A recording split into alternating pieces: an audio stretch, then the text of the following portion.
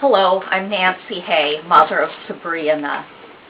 I'm Christopher Slider, Nancy's husband and stepfather of Sabrina. On April 3rd, 2005, I gave birth to Sabrina at Fairfax Hospital in Virginia. She weighed 7 pounds 4 ounces. We were both released from the hospital on April 5th, 2005.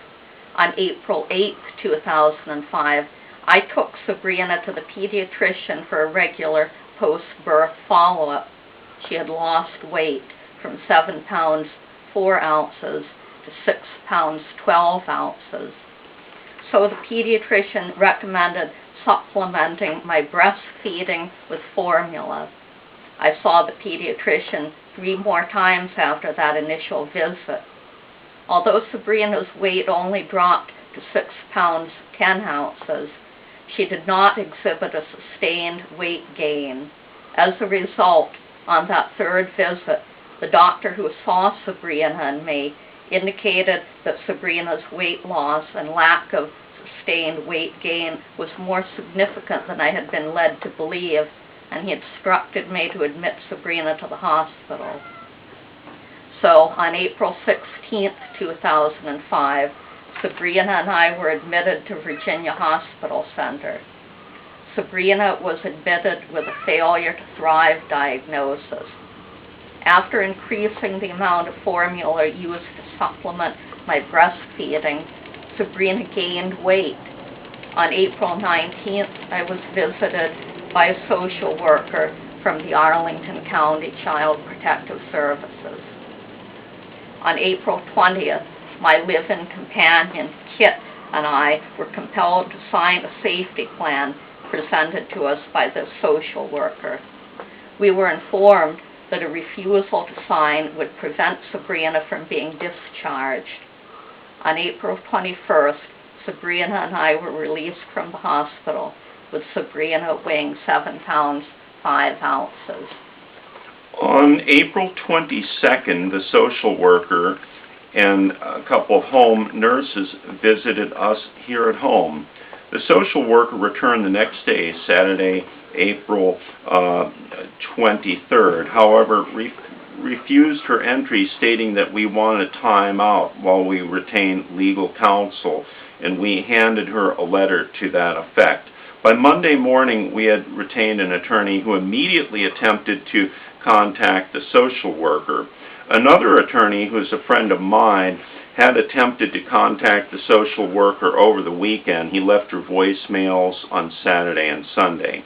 Notwithstanding the fact that counsel managed to speak to the social worker late Monday morning around 11 a.m., that social worker went forward with a request for an emergency removal order, which was granted.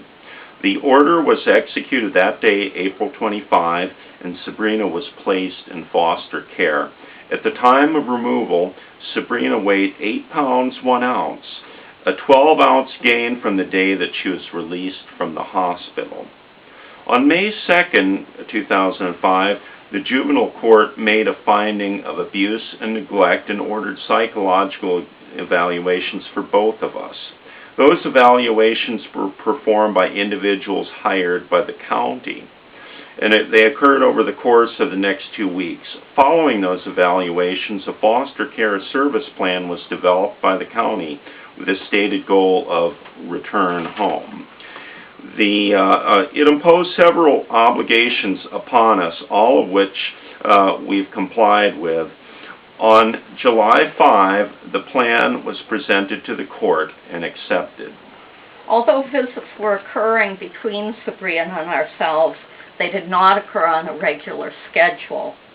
They took place at the county offices and were only approximately 1 hour in duration, and usually no more than twice a week. Some weeks there was only 1 visit. By early September, for all intents and purposes, the visits had ceased because Sabrina had exhibited increasing signs of distress. At a follow-up hearing on October 25th, the court ordered a home visit, which occurred 3 days later on October 28th. After that, both sides submitted to the court memoranda summarizing the visit. On November 14th, the court ordered that visits continue to occur in our home. One such additional visit occurred on November 23rd, approximately a month after the previous in-home visit. Those two visits were the only visits that I had been able to participate in since late August and early September. The county wanted to evaluate me as Sabrina's potential primary caretaker since they had ruled my wife out as such.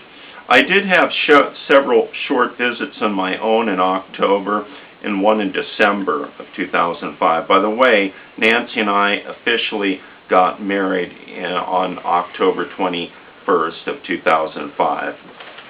And this is the end of part 1. Push the button.